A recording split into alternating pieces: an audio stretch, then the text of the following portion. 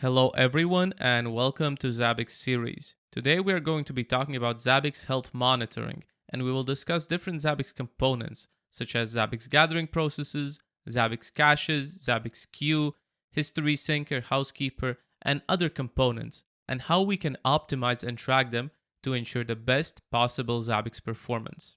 Alright, so how can we actually observe our Zabbix server and Zabbix proxy health? So if you have a fresh instance in configuration hosts, you will see a Zabbix server host. This is the first host that Zabbix automatically creates during installation.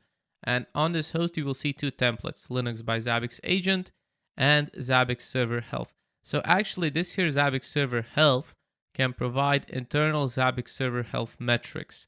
And Linux by Zabbix Agent is just a general template that can provide OS level information. And if we now navigate to monitoring hosts, find our Zabbix server over here at the bottom and click on graphs, we will see first the OS level metrics from the Linux template, disk space related metrics, CPU related metrics, network traffic metrics, memory metrics. And then if we scroll a bit lower, we will see the information from the Zabbix health template. So data handling processes, their busyness, reporting processes, trend cache effectiveness, value cache effectiveness, different cache busyness, gathering process busyness, and so on. So we'll cover all of these in a moment. So this information comes from the Zabbix server health template. Once again, Zabbix server health over here. It will be applied on your Zabbix server host over here. We can see it, Zabbix server health. What about Zabbix proxies? So for Zabbix proxies, I have a single proxy. I have Zabbix Riga proxy over here. And to monitor a proxy, we need to do simple workflow that actually many people get confused by, but I'm going to explain it. So I have this here Zabbix Riga proxy host. The host does not have an interface. The name can be selected arbitrarily. You could type whatever name you wish. It doesn't matter. What matters is that you apply this here Zabbix proxy health template. This is very similar to the Zabbix server health template, but it's meant for proxies, right? It's designed for proxies. And then in the monitored by section, monitored by proxy, we need to select the proxy for which we wish to receive our health metrics. This is actually the most important part because we don't use any interfaces or we don't analyze by name to provide the proxy health metrics. We simply look at, okay, which proxy is selected over here? It's Zabbix Riga proxy. Therefore, this template will return information about Zabbix Riga proxy, right? And once we have applied the template, we can once again go back to monitoring hosts. Let's find our host representing the proxy. This here is Zabbix Riga proxy. Click on graphs.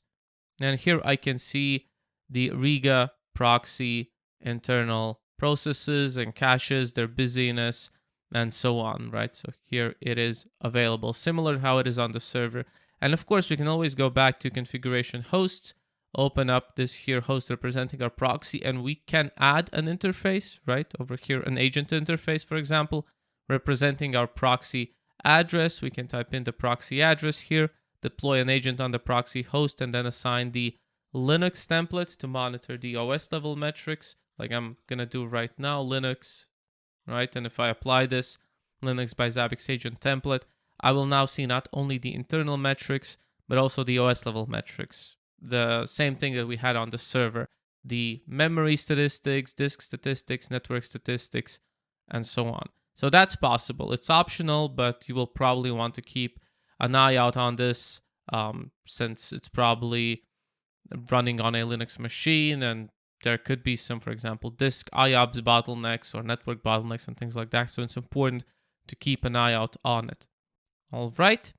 Now let's move on to analyzing individual types of processes.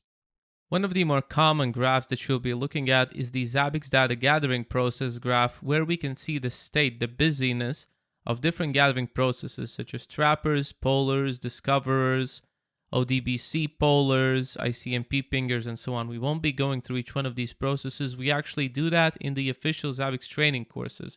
From specialist, professional to expert, all of these courses will cover different types of processes at different levels of depth and they will describe the inter-process communication and what these processes actually do. For now, we will just generally take a look at how these processes can be tuned and what would be the troubleshooting steps before doing so. So over here, you can see I have a couple of busy processes. My polar is at 100% average and maximum. That means they've been constantly busy. So have been my ICMP pingers, right? So two processes are way overloaded. So I'll talk about polars. So polars, and you'll see polar busyness on large instances. It's quite common. You'll see it quite a lot. Polars are responsible for polling your agents. It's in the name. They poll your passive agents, they obtain the metrics, and they return them to the Zabbix server.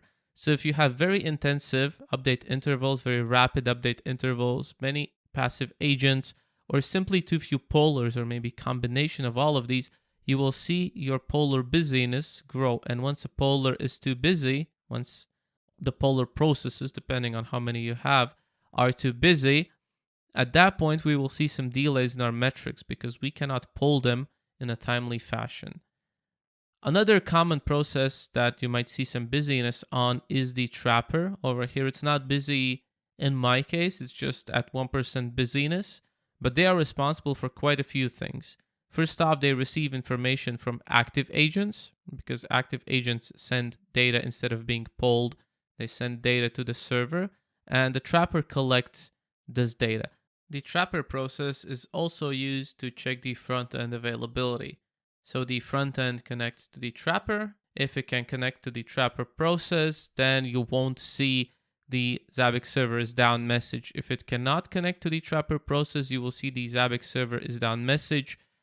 So if your trapper processes are too busy, even though your Zabbix instance is up and running, you might still see the Zabbix server is unreachable message in the front end, which is simply caused by Zabbix trapper processes unable to process your front-end connection request. So front-end connects to the trapper process on the server, checks if it's reachable, and if so, everything is okay. If not, it assumes that the server is down.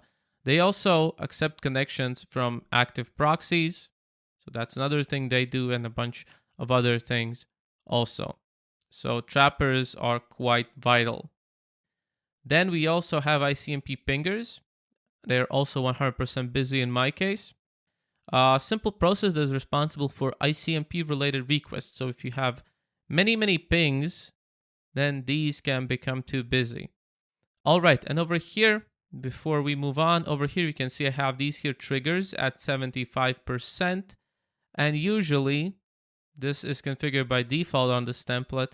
If your process busyness exceeds 75%, you will see a problem generated in Zabbix. Over here, I can see utilization of polar processes over 75%, utilization of ICMP pinger processes over 75%, and then some other problems related to some other things that we'll discuss. So if you're seeing something like this, it's a good idea to move to the Zabbix server configuration file, find the number of polars in the config file or number of trappers, number of pingers, or whatever other processes you may have, and increase their number. There is no silver bullet approach to how much should be increased. It depends on how many processes you currently have. If, for example, you have 2 polars and you plan on onboarding thousands of new hosts, of course, increase the polar number to 20, 40, 60, maybe even 100. Depends on how many hosts with what update intervals do you plan on adding. If you already have 100 of polars or trappers or pingers, whatever, then of course don't simply double or triple it because you already have quite a large number of processes running and maybe you just need to add 10, 20, 30 on top of that. So it very much depends. So once you have changed the number of these processes in the Zabbix server or Zabbix proxy, if we're talking about proxies, because proxies also have these collection processes, in the config file of Zabbix server and Zabbix proxy, don't forget to restart the server or the proxy, depending on where the change has been made. And you should see your graphs settling down a bit. You should see also your queue being reduced, and we'll talk about the queue in a moment. Queue is very much related to everything that we talk about today. Next up, let's talk about Zabbix caches. Caches are also extremely important to your performance. You can also customize them in your server configuration files. And we have a few of them. We have the config cache over here, different history caches, for example, history index and history write cache, value cache, trend cache, VMware cache. So all of them are extremely important. In our case, we can see that we aren't doing any VMware monitoring. Therefore, VMware cache is not used at all. It's disabled. So what can we see over here on my graph? We can see that the value cache is quite high in busyness, over 75%, nearing 100. And this is something, once again, that's configurable in the server config. And value cache is responsible for storing metrics that are used in your trigger expressions. For example, if you have a trigger that averages values over the last 10 minutes, that means that the value cache will store 10 minutes of data for that item, and it will be used for analysis. And the more complex triggers you have, and the more triggers you have in general, the busier the value cache will become, and you will once again need to increase its size. If value cache crosses 100%, Zabbix will start picking up the required metrics from the server database directly, which is bad. It will affect your performance quite a bit. In that case, you need to increase the Zabbix value cache, restart the Zabbix server, and you will be good to go. The log files of Zabbix server are also capable of providing some diagnostic information about what items exactly filled your value cache, these sort of most busy items that have filled the value cache most, which can help you figuring out the problematic items that maybe have heavy, rapid value collection that fills up value cache quickly and should be tuned. Another important cache after the value cache is the history cache, and it also has a tendency to fill up over time. And it's directly related to history syncers, which we are going to talk in a moment. So history cache, history write cache specifically, you may sometimes in large environments need to increase it from time to time. It stores all of the collected information before flushing it to the database. So very simple, we collect a metric, we store it in the history write cache, and we flush it to the database. If the write cache is full, we cannot insert new metrics. That means delays in metrics. And usually it's full because it cannot be flushed sufficiently quickly to the database. So keep an eye out on it. Trend cache is very similar to the history cache, only it's for trends. Zabbix calculates hourly trends. These are stored in the trend write cache and then flushed to the database every hour. Lastly, we have the configuration cache. Once again, very self-explanatory. This will grow over time. It stores all of your Zabbix configuration, all of your hosts, all of your items, all of your triggers, whatever else you have, discovery rules, low-level discovery, and so on. So the more entities within Zabbix you have, the larger your config cache is going to be. The thing with this cache, as opposed to the other caches that we have discussed, if it is exceeded, if the size of this cache is exceeded, if it's insufficient, your Zabbix server will crash because it cannot store the configuration. The cache size is insufficient. So you'll need to increase it, restart the server, and you will be good to go. So always keep an eye out on these caches, right? Once again, we have the trigger line over here at 75%. Don't let them reach 100 because that will either cause data delay or a performance impact, or will cause your server to crash, or all of these together. So bad idea. Next up, let's talk about some internal processes. So history syncer process. Remember I talked about history cache, where all of the collected metrics are written to, right? So history syncer is responsible for flushing the collected metrics to the database and also moving the metrics from history cache to value cache. And also the history syncer is responsible for analyzing your triggers. So it does quite a bit. Generally speaking, the recommendation is to have one history syncer per 1000 new values per second, and by default you will have 4. But in some cases, in exceptions, this can be false because you may have extremely complex trigger logic that doesn't necessarily directly correlate with the number of new values per second that you have, and it could be that already at 1000 or 2000 new values per second for history syncers will not be sufficient. So ideally, keep an eye out on this here history syncer busyness graph. If your history syncers are too busy, try increasing them. But this also directly correlates with your database performance, your input-output performance, or if database is maybe located on a separate machine, then networks can also affect this. So make sure that your database is also up to speed, because history syncer can be affected by slow database performance because it's performing the flushes of data from caches to your database. The last process that I wish to cover is the housekeeper process. So housekeeper process is responsible for cleaning up old data, right? If we go into administration general housekeeping, we will see the retention periods for Zabbix, for trigger data storage, for history, for trends, for internal data, service data, and so on. So once our data is older than what we have defined over here, Housekeeper will have to clean this up. Housekeeper performance also very much depends on the database performance, right? So how much it can clean up, how quickly, and also on your retention period. So by default, for example, this is a default Zabbix 6.0 instance. We have trigger data storage period of 365 days.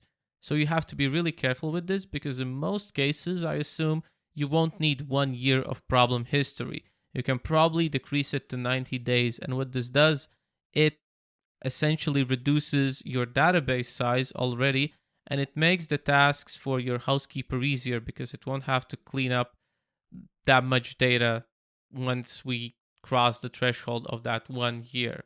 It'll be smaller chunks of data that will have to be cleaned up on a less bloated database that will improve, generally speaking, the delete statement performance that the housekeeper performs, and everything will be a lot better. Same goes for services, user sessions, and also history. So you can override the item level history globally over here and also reduce the data storage periods to what is acceptable in your environment. So this is extremely important. As for the housekeeper, it's quite inevitable that eventually your housekeeper busyness will increase. The more data it needs to clean up, the busier it will become.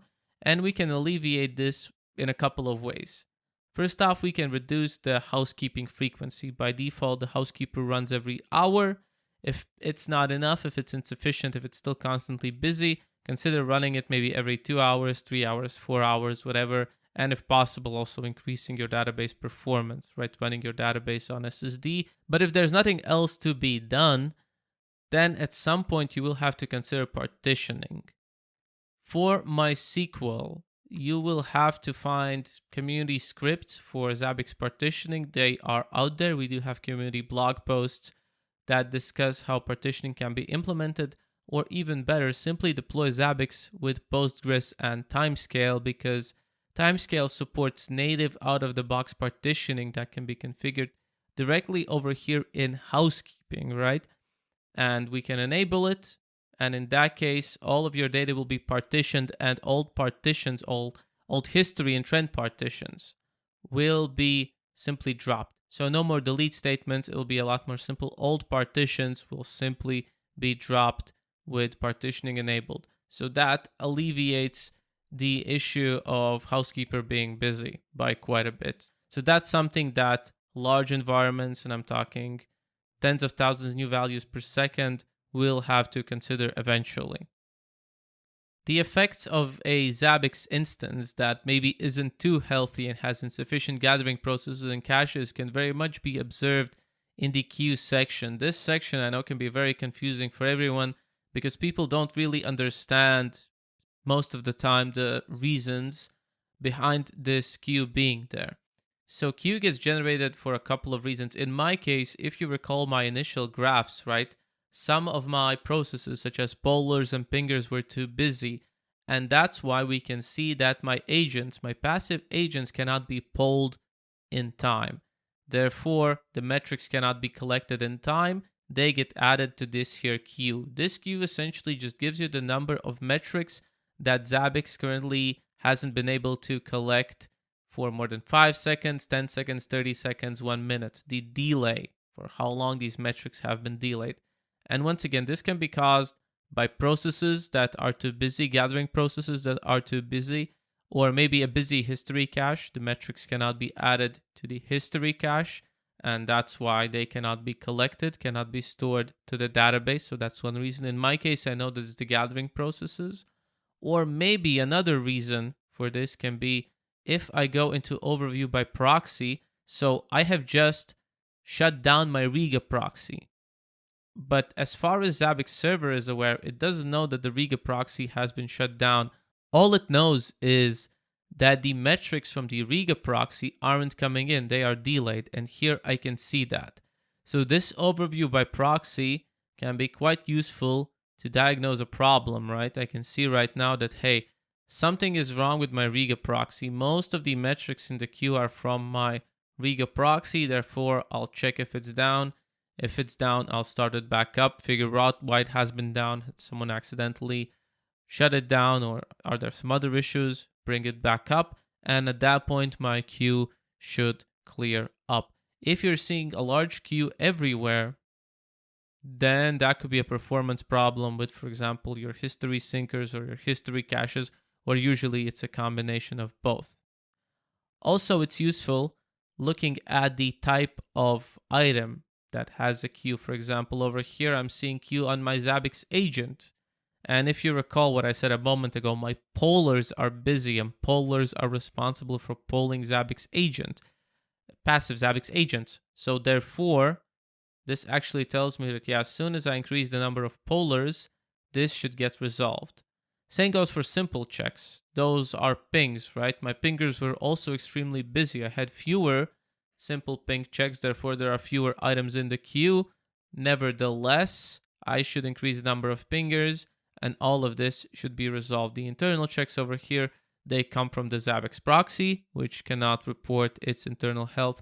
But all of the other metrics are working just fine because I had sufficient processes for them. They aren't in any sort of queue. Everything seems to be good. And before we finish up, don't forget to keep your health templates up to date. The latest health templates can be downloaded at git.zabbix.com.